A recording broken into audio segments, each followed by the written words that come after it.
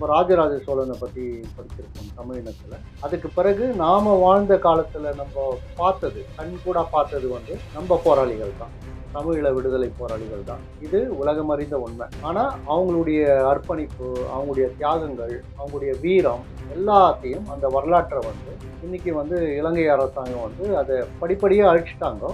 அழிச்சதும் இல்லாமல் இலங்கை நாட்டுடைய இராணுவம், அவங்களுடைய இழப்பு, அவங்களுடைய போராளிகள், அவங்களுடைய தளபதிகள், இராணுவ வீரர்களை பற்றி அவங்க அடையாளங்களை கொண்டு வந்து அங்கே பிரதானமாக வச்சு அதை ஒரு காட்சி பொருளாக எல்லாரும் வந்து பார்க்குற ஒரு இடமா, ஒரு தளமாக அமைச்சிருக்காங்க. அது ரொம்ப வேதனைக்குரியது. இப்படி பண்ணுற விஷயம் புலம்பெயர் தேசத்துலேயும் சரி, தமிழகத்தில் இருக்கிறவங்களுக்கு எத்தனை பேருக்கு தெரியும் தெரியாது. அதாவது போராளிகளை வீழ்த்திட்டாங்க. அவங்க வீழ்த்தினதுக்கு எப்படி வந்து வீழ்த்தினாங்கோ, நேருக்கு நேர் மோதி வீழ்த்தினாங்களா அப்படின்றதையும் பதிவு பண்ணணும். இல்லை உலகத்தில் இருக்கிற எல்லா நாட்டுகளையும் ஒன்றா சேர்த்து அவங்கக்கிட்ட ஆயுதமும் மற்ற உதவியும் பெற்று இந்த போரில் வென்றெடுத்தாங்களான்னு சிங்கள மக்கள் வந்து ஒரு கணம் யோசித்து பார்க்கணும். ஈழத்தில் இருந்த எல்லா போராளிகளும் இறந்துட்டாங்க, மாவீரர்கள் ஆயிட்டாங்க. அவங்க தியாகங்கள்லாம் காக்கப்படணும். அந்த தியாகங்களெல்லாம் யார் காக்க போறாங்களோ, இந்த இனத்துல இப்படிப்பட்ட மாவீரர்கள்லாம் இருந்தாங்கன்ற அடையாளம் அடுத்த தலைமுறைக்கு எப்படி தெரியும்? இதை எப்படி அடுத்த கட்டத்துக்கு நகர்த்தணுன்றத நான் ஒரு கேள்வியா வைக்கிறேன்.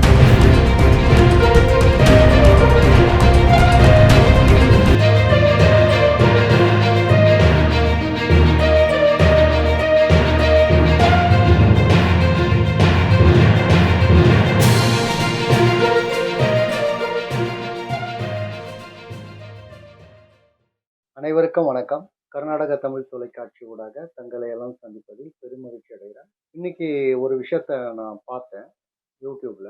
அதாவது என்னன்னா, ஒரு சேனல் வந்து சென்னையில இருந்து இலங்கைக்கு போய் கடைசியா இறுதிக்கட்ட போர் நடந்த இடத்துல வந்து வீடியோலாம் எடுத்துக்கிறாங்க. ඔබ වෙත ගෙනට අප බලාපොරොත්තු වෙන විශේෂයෙන්ම මේ අදාළ දර්ශන ලද විගසෝප இப்போ என்ன நடந்திருக்குன்றத வந்து எத்தனை பேருக்கு தெரியும் தெரியாது. 30 ஆண்டுகள் வந்து யாருமே எடுக்காத ஒரு போராட்டத்தை தமிழினம் வந்து முன்னெடுத்தாங்க ஈழத்துல. அது உங்க எல்லாருக்குமே தெரியும். நம்ம ராஜராஜ சோழனை பத்தி படிச்சிருப்போம் தமிழினத்துல.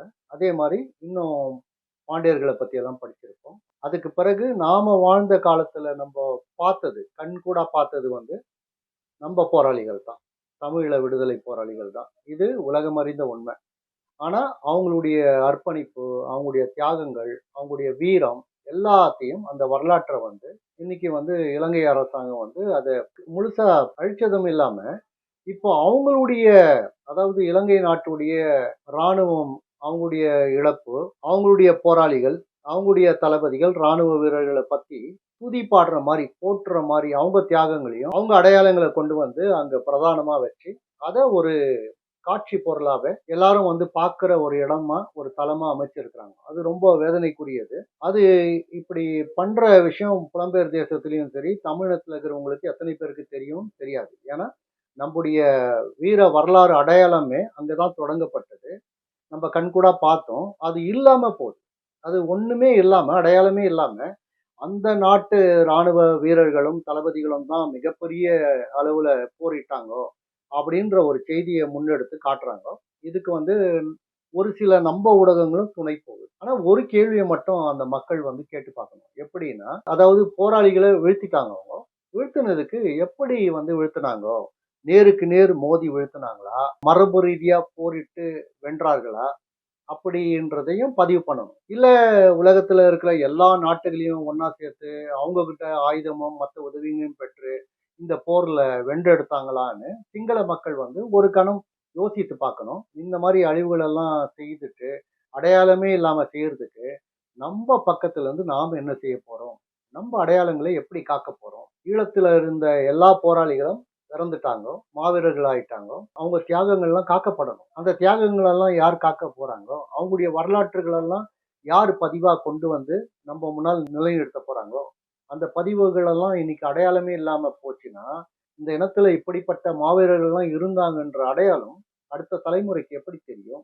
இதை எப்படி அடுத்த கட்டத்துக்கு நகர்த்தணுன்றத நான் ஒரு கேள்வியா வைக்கிறேன். ஏன்னா நிறைய பேர் இருக்கிறாங்க நம்ம இனத்துல, புலம்பெயர் தேசத்துல, பல கட்டத்துல பல வழியில இன்னைக்கும் வந்து குரல் கொடுத்துட்டு ஐநா சபையில வந்து போர்க்குற்றத்துக்காக நீதி வேண்டியெல்லாம் நிறைய பேர் போராடிங்கிறாங்கன்றது தெரியும். ஆனா அது ஒரு குறிப்பிட்ட அளவு தான். ஆனா பெருவாரியான மக்கள் அமைதியா இருக்கிறாங்க. அதனால நம்ம அடையாளங்கள் எல்லாம் அழிக்கப்படுது. நாளைக்கு வந்து இந்த இனம், இந்த மொழி எதுவுமே இல்லாம சிதைக்கப்படும்ன்றதுதான் உண்மை. இந்த உண்மைய நான் இன்னைக்கு ஏன் பதிவிடுறேன்னா, நீங்க சில குறிப்பிட்ட இதெல்லாம் பாருங்க. பார்த்தீங்கன்னா தான் நான் கமெண்ட்ஸ் எழுதலான்னு முயற்சி பண்ணும்போது, அந்த கமெண்ட்ஸ் காலமே அவங்க எடுத்துட்டாங்க. ஏன்னா, இதுக்கு எதிரா கமெண்ட்ஸ் வரும். இல்ல நம்ம பதிவையும், நம்ம கோவத்தையும் கமெண்ட்ஸ்ல எழுதிட்டு போயிடலாமா? அதுக்காக வேலை நம்ம செய்யணும் இல்லையா? ஒவ்வொருத்தரும் செய்யணும் இல்லையா? நம்ம இனத்துக்காகவோ, தமிழ் இனத்துக்காகவோ நான் பேசல. எல்லா இனத்துக்குமே. எல்லா இனமும் நல்லா இருக்கணும், சந்தோஷமா இருக்கணும், மகிழ்ச்சியா இருக்கணும். அவங்களுடைய வரலாற்றுகள், அவங்களுடைய பாரம்பரியம், அவங்களுடைய கலாச்சாரம் பேணி காக்கணுன்றதுல எந்த விதமான மாற்று கருத்தும் கிடையாது. ஆனால் நம்ம இனத்த மட்டும் ஏன் எல்லாம் சேர்ந்து அழிக்கணும்? அழிக்கிறதுக்கான முயற்சிய ஏன் எடுக்கணும்? இந்த முயற்சி அங்க எடுத்திருக்கிறாங்க. அவங்க வந்து போராளிகளுடைய வரலாற்று சின்னங்கள்லாம் அழிக்கப்பட்டு, அங்க ராணுவத்தின் பெருமைய பேசுற மாரி, அந்த ராணுவ தளபதிகள், அந்த ராணுவத்துல இருந்த வீரர்களுடைய தியாகங்கள் பறைசாற்ற மாதிரி அவங்க வந்து சித்தரிச்சு சிலத வைக்கிறாங்க. நீங்க தெளிவா பார்க்கணும். இலங்கையில வந்து 75, 80 விழுக்காடு சிங்களவர்கள் தான் இருக்கிறாங்க. அப்போ அங்க இருக்கிற மக்களுக்கு வந்து போராளிகள தவறா சித்தரிக்கிறதும், அவங்க வந்து தவறானவர்கள்.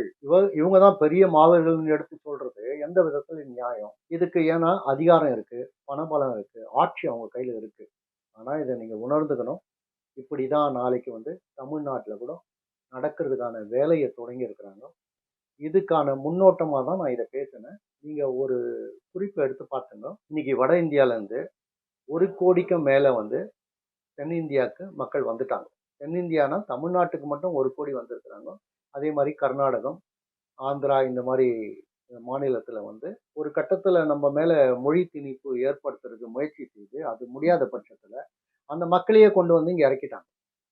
எப்படி இறக்குனாங்கன்னா, முதல் வந்து அந்த மாநிலத்தில இருக்கிறவங்களுக்கு வறுமைய அதிகமா காட்டி, அவங்களுக்கு வந்து எந்த வேலை வாய்ப்பையும் உருவாக்காம அந்த மாநிலத்தில அவங்களுக்கு வந்து ரொம்ப ஒரு கொடுமையான நிலைய உருவாக்கி, அவங்க வந்து புலம்பெயர்றதுக்கு நம்ப தென்னிந்தியாவுக்கு வர்றதுக்கு ஆரம்பிச்சிருக்கிறாங்க. வந்து இன்னைக்கு ஓரளவுக்கு வந்து எல்லா மாநிலத்திலயும் 1 கோடிக்கு மேல ஒவ்வொரு மாநிலத்திலும் இருக்கிறாங்க.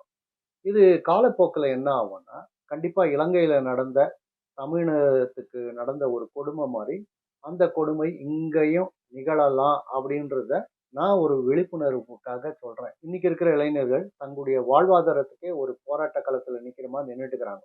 தமிழர்கள் குறிப்பா. நாளைக்கு அவங்க என்ன பண்ணுவாங்க? அவங்களுடைய வாழ்வாதாரம் எப்படி மேம்படும்? இதுக்கான அரசாங்கம் குடுக்குற சலுகையினால அவங்க மேம்பட முடியுமா? ஏன்னா, அவங்க தலைமுறையில முப்பாட்டன், பாட்டன் இந்த மாரி எல்லாம் நெறைய சொத்தோ, பணமோ சேர்த்து வைக்காத இளைஞர்கள் என்ன செய்வாங்க? அவங்க என்ன பண்ணுவாங்க? அவங்க போராட்ட களத்துல வந்தாலும் ஒரு தம்பி கேள்வி எழுப்புனாரு. நாளை இயக்குனர் அவரு. அவரு ஒரு கேள்வி எழுப்புனாரு. சரி நாங்க என்ன செய்யணும்? அப்படின்னு நான் சொன்னேன், நீங்க வந்து போராடணும். இத வந்து தடுக்கிறதுக்கான வழிய உருவாக்கணும். சரி, தடுக்கிறோம், வழிய உருவாக்குறோம். அடுத்து என்னானாரு? அடுத்து என்ன நடக்கும்? அரசாங்கத்துக்கிட்ட அதிகாரம் இருக்கு, ஆட்சி இருக்கு. அது மட்டும் இல்ல, ராணுவமே இறக்கி நம்மள அழிக்கிறதுக்கு எல்லா விதத்திலயும் முற்படுவாங்க. அப்ப என்ன பண்ணணும்னு கேட்டாரு. அப்ப என்ன வீர வரலாறு, வீர காவியம் படைக்கிற மாரி நம்ம முன்னால நின்னு நம்ம உயிர குடுத்து மாவீரர் ஆவணும். அதுதான் ஒரே ஒரு வழி. சரி அது ஆயிட்டு அப்புறமா என்னானாரு? அதுக்கு பதில் எப்படி நான் சொல்றது? எங்க சொல்றது? மாவீரர்களா ஆயிட்டாங்க. நம்ம வரலாறுல இருக்கோன்றீங்க. இப்போ இலங்கையில வந்து தமிழின படுகொலை நடந்த அங்க மடிந்த மாவீரர்களுடைய வரலாறுலாம் சிதைக்கப்பட்டு அழிக்கப்படுதே. நாளைக்கு இங்க பண்ணா கூட அது அழிக்கப்படும் இல்லையா? அப்படின்றாரு. இதெல்லாம் யோசிக்கும்போது என்ன சொல்றேன், ஏன்னா மனிதர்கள் மனிதர்களாக இல்ல இன்னைக்கு. மனுஷன மனுஷன் திங்கிற மாரி ஒரு நிலைமைய வந்து உருவாக்கி, ஒரு கொடூரமான பேராசையினால எல்லாரையும் அழிக்கணும், எல்லாரையும் கட்டுப்படுத்தணும், எல்லாம் எனது அப்படின்ற ஒரு இலக்க நோக்கி இன்னைக்கு இந்த மானிட சமூகம் பயணிக்குது. இதுல இனம், மொழி, கலாச்சாரம் எல்லாத்தையும் கடந்து மனித நேயத்தையே மறந்து பயணிக்கிற ஒரு காலமா இருக்கு. நன்றி. வணக்கம்.